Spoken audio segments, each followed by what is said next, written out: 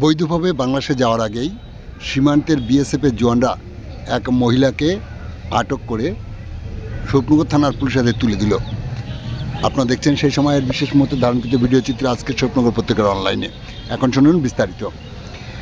আক্তুবা খাতুন, যার বাড়ি রায়দিঘি এলাকায়, সে অবৈধভাবে বাংলাদেশে যাওয়ার চেষ্টা করছিল।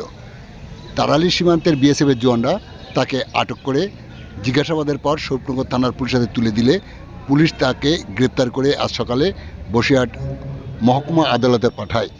আপনারা দেখছেন সেই সময়কার বিশেষ মুহূর্তের ধারণকৃত ভিডিও চিত্র আজকের শোভনগর পত্রিকার অনলাইনে। আমাদের সাথে থাকুন, দেখতে থাকুন।